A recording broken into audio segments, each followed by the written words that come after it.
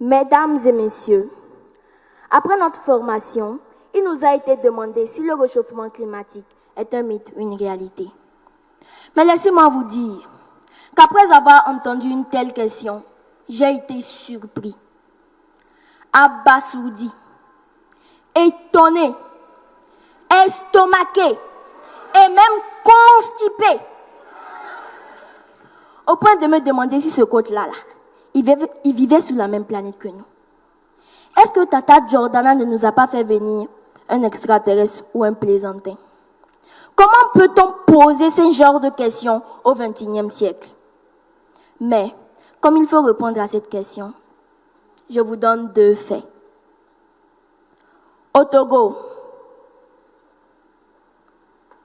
le 13 novembre 2007, après une inondation, 26 morts, 58 blessés, 130 000 sinistrés, 29 400 maisons détruites, des milliers d'hectares de champs et de cultures vivrières détruites. 2009,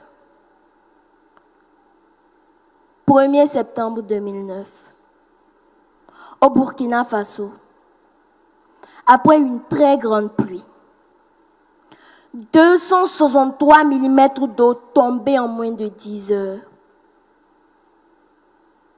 46 morts, 1 disparu, 63 blessés, 195 170, je dis bien, 195 170 sinistrés, 42 000 maisons détruites.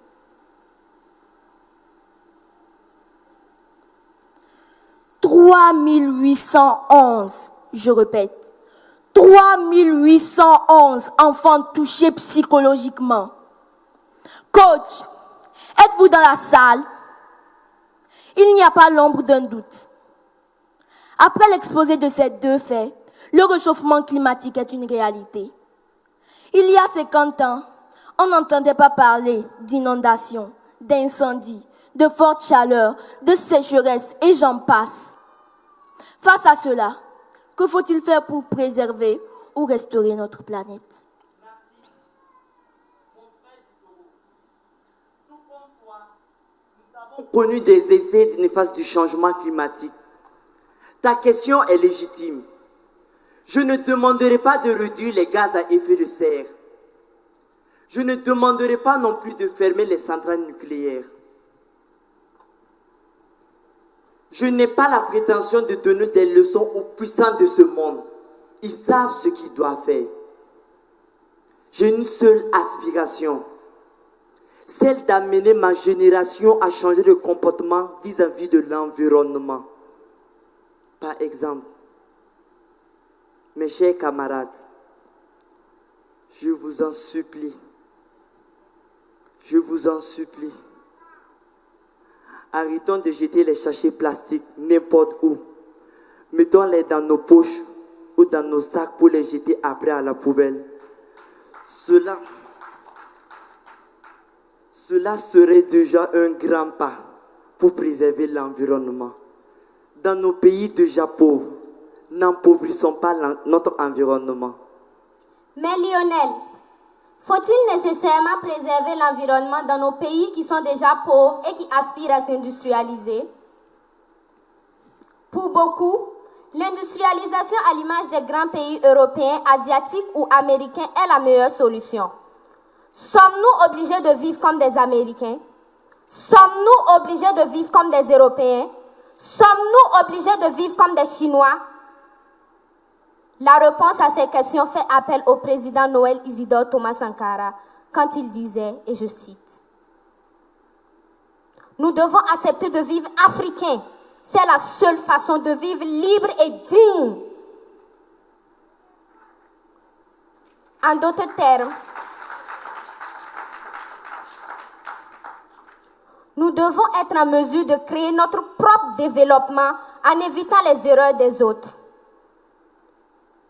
Mes camarades, sous-développés, nous ne le sommes. Nous ne le sommes que dans notre esprit d'abord. Par rapport à qui? Par rapport à quoi sommes-nous sous-développés? Nous ne devons pas nous laisser imposer un rythme qui ne nous convient pas. Merci Papa Sankara pour ces mots qui résonnent toujours dans nos oreilles. Mais les gars, vous parlez de l'environnement sans parler du terrorisme. Mais Aïe Asnat, y a-t-il un lien entre le terrorisme et l'environnement? Bien sûr qu'il y a un lien. Parce qu'à chaque fois qu'une balle crépite, elle porte un double message. Celui de la mort d'une espèce animale et de la mort d'une espèce humaine. Des espèces animales, petites fussent-elles, qui contribuent à l'équilibre de l'environnement. Tous ces corps, tués et abandonnés à l'air libre. Tous ces corps, vie de vie, abandonnés à l'air libre sans sépulcre, dont la décomposition contribue à la pollution de l'air. Ces eaux, ces puits, ces cours d'eau empoisonnés qui menacent et la survie de l'espèce animale et de l'homme. Oui, qu'on ne le dise ou pas, le terrorisme a un impact néfaste et sur l'homme et sur l'environnement.